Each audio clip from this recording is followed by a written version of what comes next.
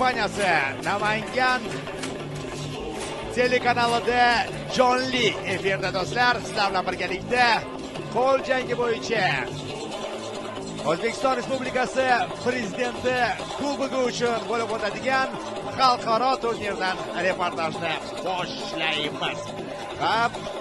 Bir necha yillardan buyon an'anaviy tarzda o'tkazib kelinayotgan ushbu musobaqa o'z muxlislariga, o'z ishqibozlariga ega shubha yo'q va musobaqa boshlanishi avvalida o'ziga xos ochilish marosimini ham sizlar bilan birgalikda bevosita kuzatish imkoniyatiga egamiz.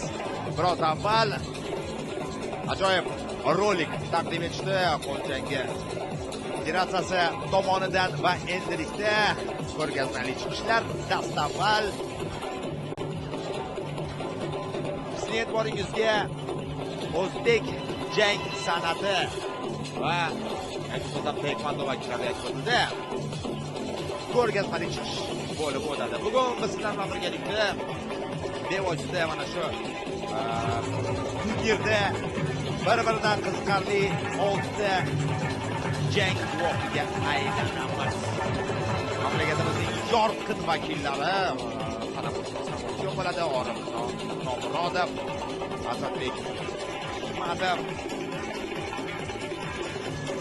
kechaning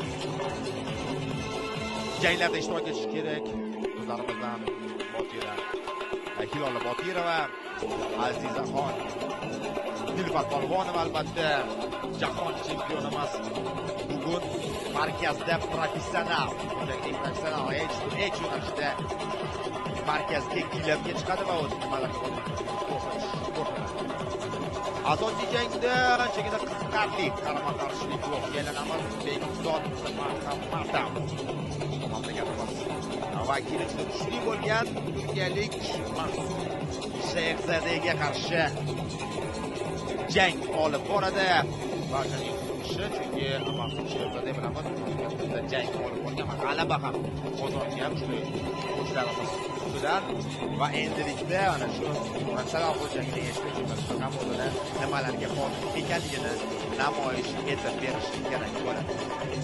Mana shu jarayon bilan kutamiz sizlarni.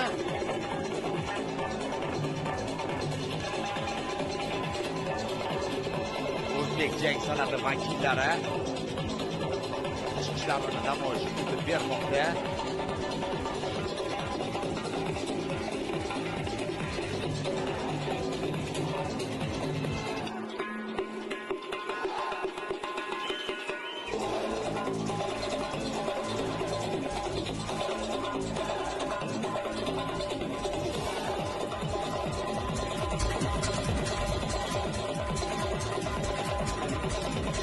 Musobaqani kuzatish uchun, tomosha qilish uchun ko'pchilik rasmiy mehmonlar ham kelganligini aytib o'tishimiz kerak. Ular orasida yurtimizning nomdor sportchilari ham bor ekanligini ta'kidlaymiz. Hali albatta ishlarimiz jarayon davomida ularni bizga namoyish